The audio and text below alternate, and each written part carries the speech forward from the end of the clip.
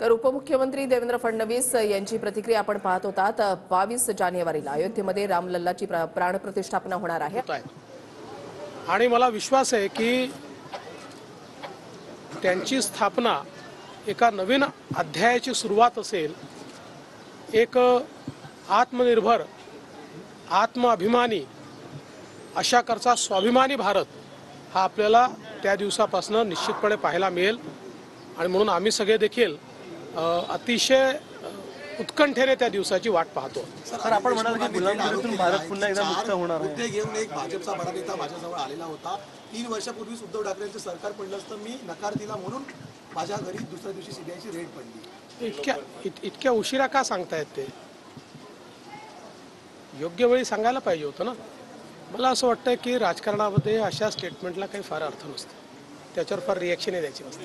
तर सुनील केदार यांची आमदारकी कुठेतरी रद्द होण्याची चिन्ह आहे। जिल्हा बँक घोटाळ्यामध्ये त्यांना 5 वर्षाची शिक्षा सुनावण्यात आली आहे। नियमानुसार जेव्हा 2 वर्षापेक्षा जास्त शिक्षा होते त्यावेळी कायदा असा आहे की ती शिक्षा प्रोनाऊन्स झाल्यापासूनच आमदारकी ही त्या ठिकाणी रद्द होते।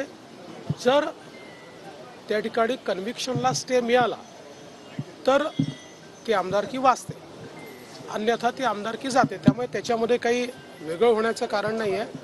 जे काही कायद्यात आहे ते कायद्याप्रमाणे होईल। क्रिएटिव्ह पिटिशन संदर्भात 24 जानेवारीला सर्वोच्च न्यायालयाने एक मोठा दिलासा दिला मानला जातोय।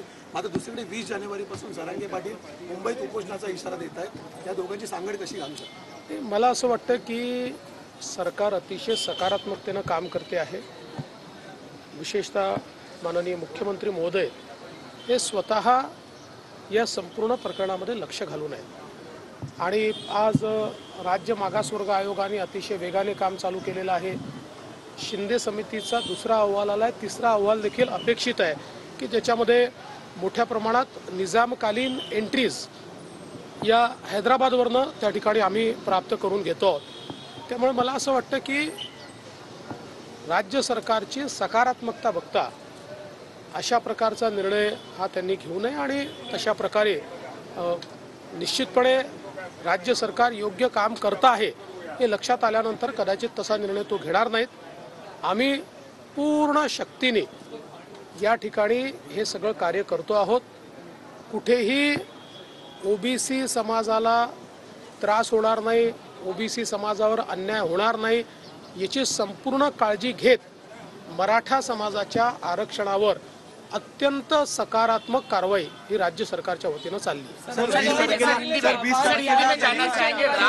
मुंबई में आंदोलन करने वाले सरकार को सीधे चुनौती हुई, जितने 3 करोड़ लोग मुंबई में आने वाले हैं।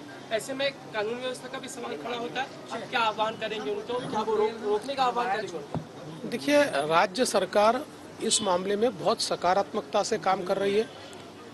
जो राज्य पिछड़ा वर्ग आयोग है उसने बहुत तेज़ी से अपना कार्य शुरू किया है।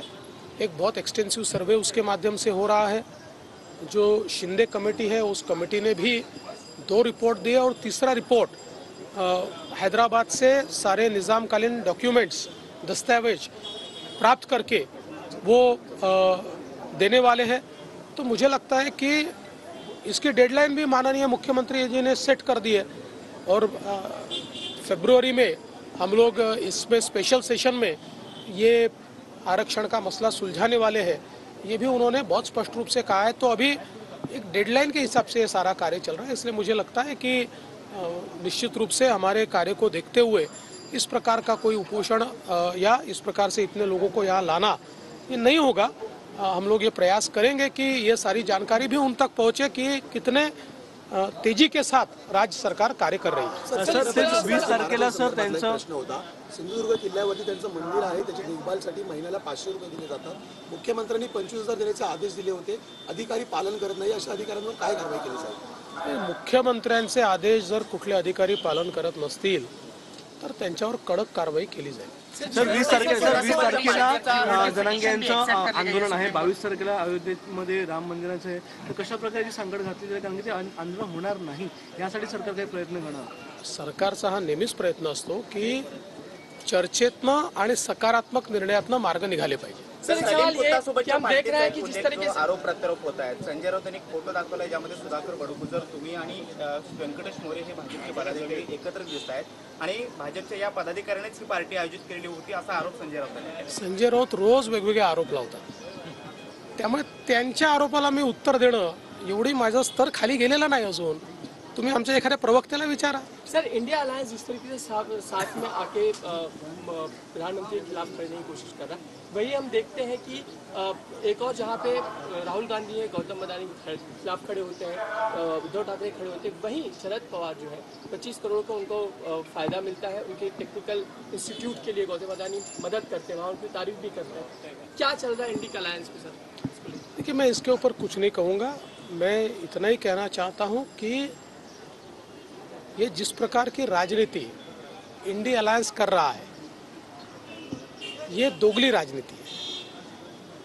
एक और यहाँ पर किसी एक विषय को लेकर वो विरोध करते हैं, किसी उद्योगपति का विरोध करते हैं, और वही बिहार में जो इनकी अलायंस के सबसे प्रमुख व्यक्ति जहाँ मुख्यमंत्री है, वहाँ पर उनका स्वागत करके 8,000 करोड़ का निवेश उनसे ही लेते. तो इसलिए ये दोगले लोग हैं. इनके ऊपर मैं कुछ बोलना नहीं चाहता. दुसरीकडे उद्धव ठाकरे त्याच आघाडीविरोधात मोर्चा काढतात. कशा प्रकारे बघता महाविकास आघाडी आणि एकंदरीत इंडिया अलायन्स? असं आहे की इंडिया अलायन्स किंवा इंडिया आघाडी ही कुठली आघाडी नाही आहे. ज्या लोकांना असं वाटतं आहे की मोदीजींमुळे त्यांच्या भ्रष्टाचाराचं दुकान आणि त्यांच्या परिवारवादी पार्टीचं दुकान बंद होणार आहे, असे लोक एकत्रित आलेले आहेत. त्यामुळे स्वार्थाकरता जे एकत्रित येतात ते स्वार्थाकरताच विघटित होतात. स्वार्थाकरता त्यांचं विघटन रोज आपल्याला पाहायला मिळतं आहे.